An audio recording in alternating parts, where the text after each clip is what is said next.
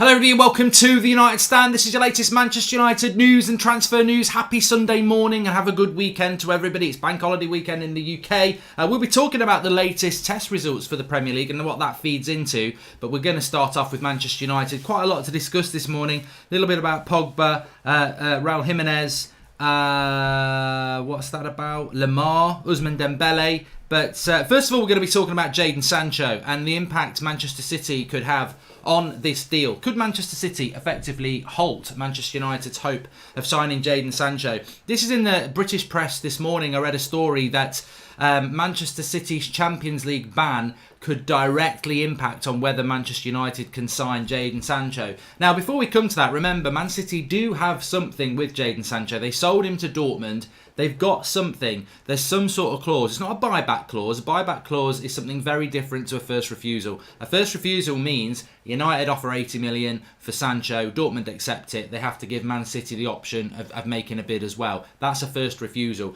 A buyback clause means that there's some sort of clause there that you can buy him back for a certain fee or whatever like that. They're very different things.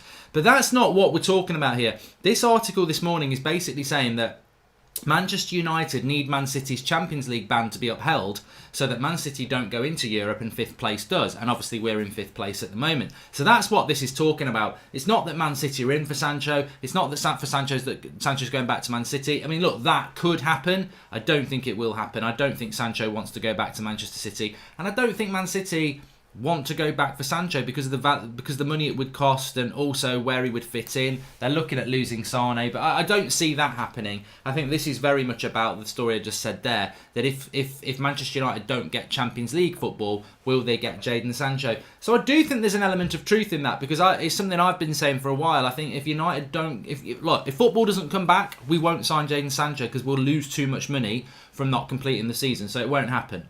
If we don't get Champions League football, it will deal quite a big blow in our quest to sign Jadon Sancho because we won't have Champions League football to offer him, and that's something that he's had for quite a while. So there is an element of truth in that because if we finish fifth and City get a ban, we're in the Champions League football, it makes it easier for us to sign Sancho. If City don't get banned and we finish fifth and we don't get Champions League football, it makes it harder. So I understand that point of view. But the one thing that just makes me very relaxed about this is that top four is in our grasp. We don't need to worry about Man City getting a ban. I hope Man City do get a ban because I've felt for years that they've been cheating. I've got no evidence of that. It's just an opinion. I think that how can they spend all that money legitimately? How can a club that was never a big club suddenly be able to get massive sponsorship deals? Oh, is it because they've got a massive rich owner who might be doing things to make sure that happens? I don't know. And they probably will get off with it. And if they get off with it, well, look, I live in a world where innocent till proven guilty, and that's where Man City are. So I think they will get off with it. But that should not impact on us. That shouldn't impact on us. I mean, I want Man City to get the ban because they're a rival. And if they've cheated, they've cheated. And they deserve a ban. That's why I want them to get the ban. I don't want them to get a ban so we can sign Jadon Sancho.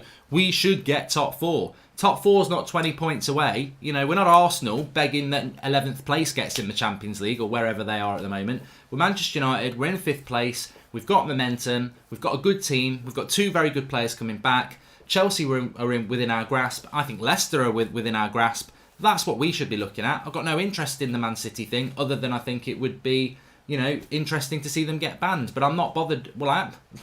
Look, if we get Champions League football because we're fifth, we get Champions League football because we're fifth, and I think that helps us get Sancho. But I'm certainly not hoping that happens for that reason. I think if we don't get fifth place from this position, you've got to have a long, hard look at the players and the manager again because I think it's there to be got. I can't see the excuses. So, yeah, look, if we don't get Champions League football, we might not get Sancho. I think we all know that. And if we're in fifth place, we don't get Champions League football unless City get a ban. But I'm not thinking of it like that. It's a story. It's a valid story. But we should be getting top four anyway, and then we've got Champions League football, and then that puts us right at the front of the queue.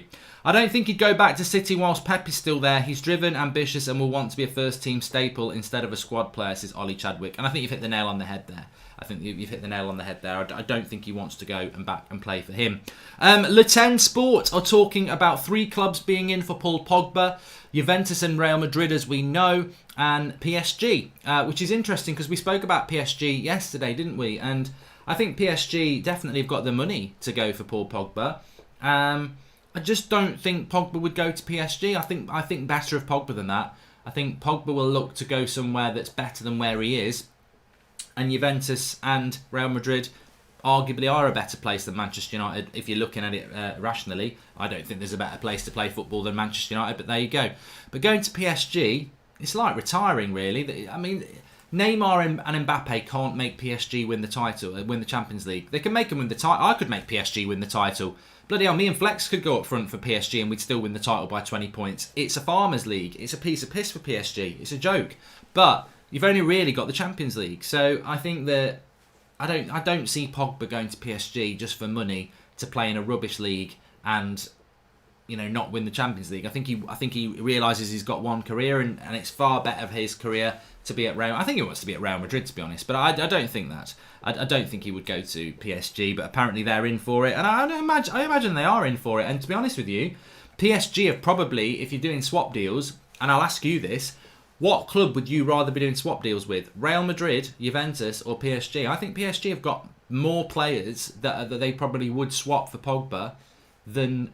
I mean, Juventus have got 2 players I would like, but they won't do the deal. Real Madrid have got 2 players that I like, but they won't swap those. They'll be swapping as crap players like Juventus would. PSG might actually swap as some decent players. But I don't see it. I really don't see it. And I'm not even talking about Mbappe and Neymar. I'm talking about some of their other players that I think that are very decent, that could do well for us. For example, Marquinhos is good. Verratti is fantastic as well. Some would even say Cavani wouldn't be bad as a swap deal, but I don't know about that. Sancho came on yesterday as a sub and looked $1 million. His assist for the second goal was awesome. The pace and skill to drive through the middle. Yeah. And I thought I don't think his assist was actually that good, Andrew Chow. But I think it showed intelligence. He ran into the space and he put the perfect weighted pass in. And not everybody can do that. We've seen Lingard and Pereira running into space fall over. I'm joking. But, they don't have that. Running into space like that and playing the perfect weighted pass is what top quality players do. And he made it look very easy. And it was very easy if you're a top class player. But I get what you mean.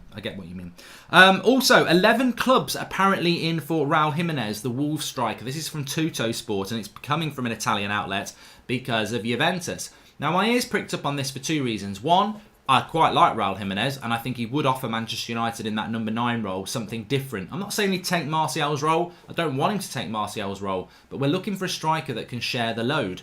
And I think Raul Jimenez, Premier League proven, could do that. His age puts me off a little bit. Yeah, he's 28, 29 now.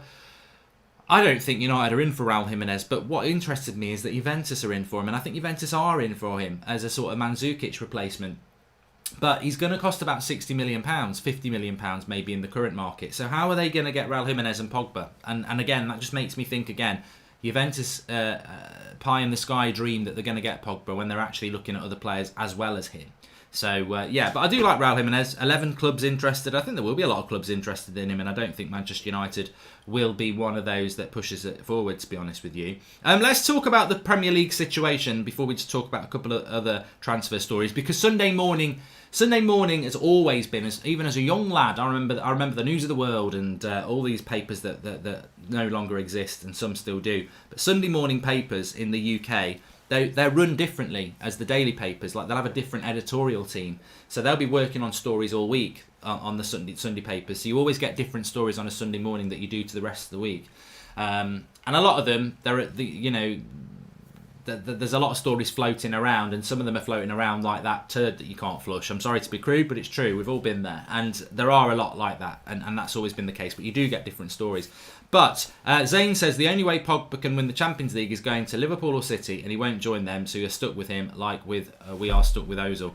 I think there's a world of difference between Paul Pogba, World Cup winner, and still only 27, and still a fantastic player on his day, to Mesut Ozil, who actually just looks like... he looks like a German Ryan Giggs, and I mean Ryan Giggs in his 40s, and what Ryan Giggs would be like in his 40s in the Premier League. A once great player who's just past, not good enough anymore. People might not get that, but you stick Ryan Giggs in a Premier League team now, it wouldn't be good enough because he's way too old, he's way too past it. And Ozil plays like that, and he hasn't got the excuse of age. So there you go. So, the Premier League, let me get my head around this. Premier League last week did about, let me figure this out. So, yeah, the Premier League last week did about 750 tests on Premier League players and staff. And we had 6 positive tests. They've done a 996 more. So, a lot of those 700 have been tested again, apart from the six or so people who've got it. They've done another 996 tests, and this includes wider staff. I think Norwich hadn't done their tests. So out of the further 996 tests they've done, 2 people have tested positive. That, to me, is positive news. I think you've got to get your head around this. So all in all, we've done 1,744 tests, and there've been 8 people testing positive. However, that's not 1,744 people. A lot of those people have been tested twice now. What's happened is the first 750, 6 people tested positive. They've gone into isolation for a week. They've then tested 996 people, of which 750 had already been tested last week, so they've tested negative again, and another new 200 and something have been tested, of which 2 have tested positive. So what will happen now is you've had 8 people testing positive over nearly 2,000 tests. Those 8 people are now isolated, and they go for 7 days, track and trace, keep them isolated, see who they've been in contact, test till they're negative. And everyone who's been negative all the time, they just keep getting tested. They keep getting tested now. So it's looking good. We've got La Liga coming back on June the 8th. Bundesliga had its second weekend yesterday. I quite enjoyed it. And the Premier League just keeps working towards maybe June the 20th. And I think that's good news on that. So, yeah, you know, they're doing what they need to do. I know it's a very emotive subject, of course, but they're doing what they need to do. This does not mean football's coming back. I think it will come back, but we don't know for definite. But what they're doing is they're training and they are testing. And look, if I was a footballer and I'd been tested twice, and I'm being tested every few days, and I know the people I'm training with haven't got the virus, what's the risk? You know, it's like Sean Dyche said, what is the risk? You know, you are training with people who've now been tested twice in the space of a few days, and they don't have it. And they'll be tested in another few days and another few days. So football's doing all it can do at the moment in the Premier League, and I just think let's keep it going. And I like the fact that the figures are being made public, because it negates the moaning about, oh, it's not safe, because actually it is. Everybody's being tested, and there's hardly anybody tested positive. They're taken away. And everyone who's negative, they train, and then they'll be tested in a few days, and it'll be very transparent. I'm not leaving the club. Mino's working on my contract, says Jesse Lingard 14. Wouldn't surprise me. Would not surprise me at all. And the British press have over-scrutinised the project restart and are in danger of ruining it for the Premier League. If we don't come back, it's going to tarnish us, says Ollie Chadwick. The Premier League will come back, Ollie. The Premier League will come back unless there is some rebellion from players, which would be massively ill-advised, and a lot of players don't want to do that. Or we get a second spike in the UK and virus goes up and infection rate goes up, and both of those are coming down at the moment. And if it does go up, I would say don't play football, because it's not safe. So at the moment we're doing what we can. I'm very jealous of the Bundesliga, but Germany was always ahead of us and they had lower infection rates, etc. Spain are coming back on June the 8th. They locked down a little bit before us as well. So, you know, June the 20th, I think, is the date we're working towards. Sean Turner says, all these football and training staff are so super fit and healthy people. Even if they get COVID, they will be fine. Football is coming back. And if you act socially distanced and too, it is quite safe, says Callum Prout. Well, I think the only risk for me, not me personally, is what are these footballers doing in their spare time? It's not it's not Project Restart that's not safe. Like, they go into training, they get tested, and they're training with people who haven't got the virus. It's when they're going home.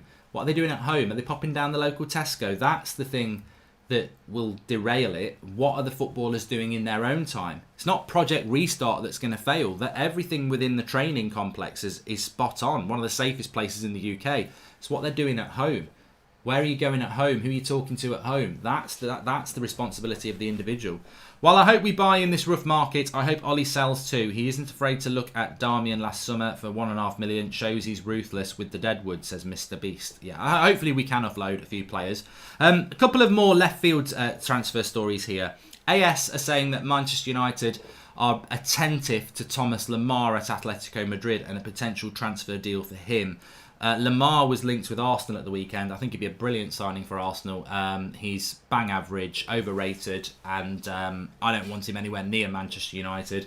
I think he's the perfect player to go to Arsenal and have a couple of good games and they think they've got the new Thierry Henry and then play shit for 20. I think that's what Thomas Lemar is. I think he's a player that has a couple of good games where he looks like he can be world class and then is massively inconsistent. So I don't want Lemar. I hope United don't go anywhere near Lemar, and I think the only way we would go with near Lemar is if we can't get Sancho. So I don't want Lemar. I hope we just... And I think, to be honest, I think United getting... We know this. I think United are getting thrown into that one because United add a bit of glamour to any transfer story. So let's just say United are attentive, which actually translates to... United have got no interest in signing Thomas Lemar, but if we say they're being attentive, it makes the story more glamorous. And I think that's what's happened with that. We're not in for Thomas Lemar, and we shouldn't be in for Thomas Lemar.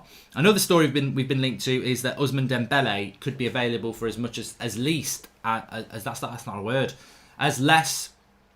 Let me just say it again. Ousmane Dembele could be available for £37 million. Apparently, Barcelona have lowered his fee so much to get rid of him, which actually makes a lot of sense. I mean, immediately you think, well, they bought him for 135 million, but he's crap for Barcelona, and we're in a financial crash. So you can't demand. How can you demand even 80 million, even half what you paid for him, when he's got hamstrings like breadsticks and he's not done very well for them? I mean, there's no doubting that Ousmane Dembele is a very good player.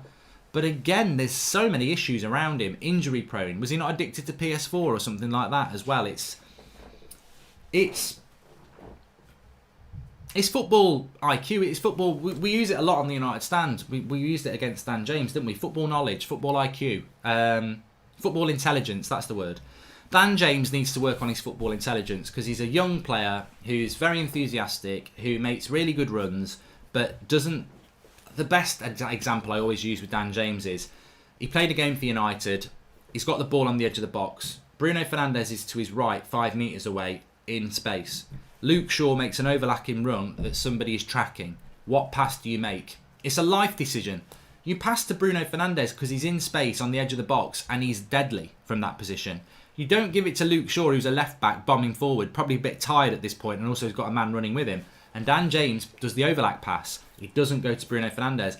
That's football intelligence. And Dan James, when he works on that and plays with people like Bruno Moore, will know the pass should go. It's like the old days. It's Eric Cantona's birthday. Happy birthday, Eric. You've got Eric Cantona on the edge of the box. You've got Dennis Irwin making an overlap. Now, look, actually, Irwin is a good pass on the overlap because he was brilliant. But still...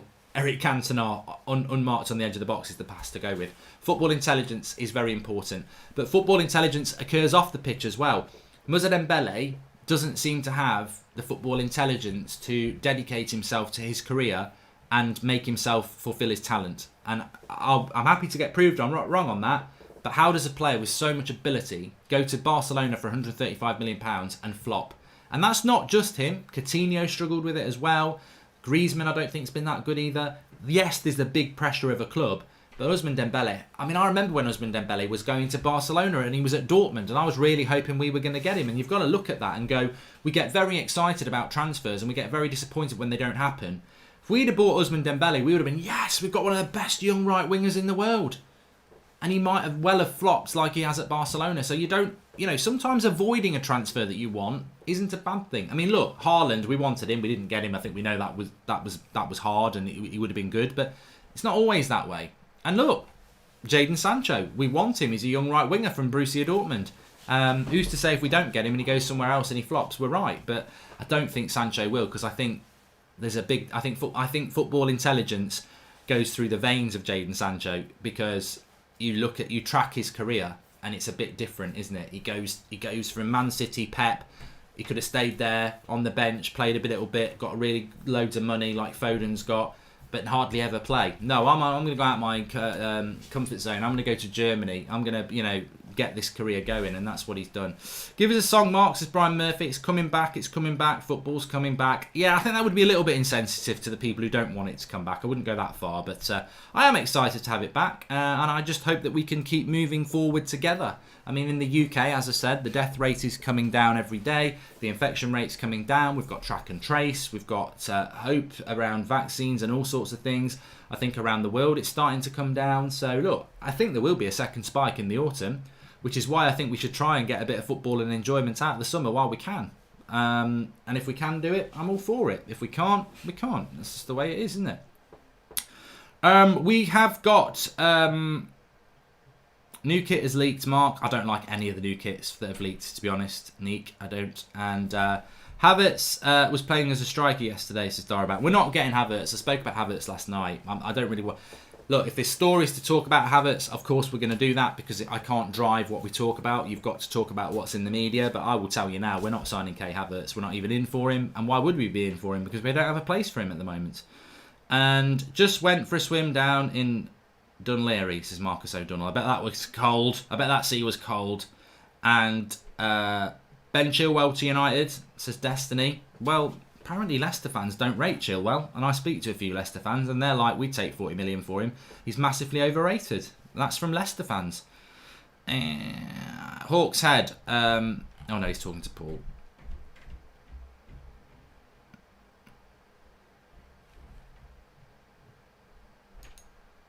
Hope we do well when the Premier League starts, but if we have a poor run of games, does Ole get the sack? Potentially, yeah. A Singh, who's got no avatar picture, which pretty much tells you that he's talking out his arse. I've got a source close to the club, and a lot of what you're saying is 100% wrong, mate. A lot of what I've said today may well be 100% wrong. You know why it might be 100% wrong? Because I'm going to give you a little bit of a hint here. It's a Manchester United news and transfer news show. It's not from me. I've not said anything today where I've gone, this is from something that I've been told. Every bit of story I've discussed is in the mainstream media. So if it's 100% wrong, I don't care. Because that's what the whole show's about. We're talking about news in the media and giving it real fan opinion. And yet somehow, some people still think every story I quote and talk about is my story. It's not. I will tell you when I've got my story. I think in the last 8 weeks I've had 3 bits of information. One of them that were at the front of this was 7 weeks ago. This was before we had Fabrizio Romano on. United are at the front of the queue for Jadon Sancho. They want Jadon Sancho. They've spoken to Jadon Sancho, but they can't do a deal till they talk to Dortmund, which won't happen till August. Point 2, Jack Grealish. We want Jack Grealish in February because we think Pogba's going. Now we don't know whether Pogba's going, so we don't want Jack Grealish if Pogba stays. Point 3, United are in for Timo Werner. They want Timo Werner. They've spoken to Timo Werner. They will move for Timo Werner, but they feel he's going to go to Liverpool. That's the only 3 bits of information I've imparted on you, and that's the only 3 bits of information I believe to be true. Everything else is a Man United news and transfer news show. That's how it works. So A Sing, with your crappy non-existent avatar, and your source at Manchester United, which you clearly haven't got, tell us some of your knowledge and we can see what you know, because you clearly don't have any information at all. Mark, what are your thoughts on Saliba? I think he'll be better than Maguire this season, says Zayn Miassi. Well, it's not an Arsenal show, Zayn, so go and ask Robbie. But he does look quite good in the limited I've seen of him. He's been on loan, hasn't he? He does look quite good. I think Arsenal are a year, maybe 2 years behind where we are at the moment. And you're going to have to be patient. And I don't know that football fans are patient anymore. I mean, I look in January. A lot of us were saying get rid of Ollie, quite rightly, I think, at the time. And then 2 months later, we're like, give him another chance because of one signing, Bruno. So football is very delicate. And, it, you know, like somebody just said there, you lose 4 games in a row, doesn't matter who you are. You're under pressure. And or you don't win for 4 games and you're under pressure. Ejit says that, are we looking at Thiago, Sancho, Bellingham plus investment? Almada will be a good transfer window. We're not looking at Thiago. No, we're not. We're not looking at Thiago. And not as far as I know. And I don't think we would look at that type of a player anyway. Who do I think Manchester United are going to sign this summer, Dominic Lee? I think Bellingham and Sancho are the 2. And I think Bellingham will come in first. That's a prediction. It's not a fact. I think Bellingham will sign first because it makes sense. It's easier because I think the Championship will get stopped. I don't think it will get completed. And I think Sancho will happen when the season ends. When it ends. But we'll see.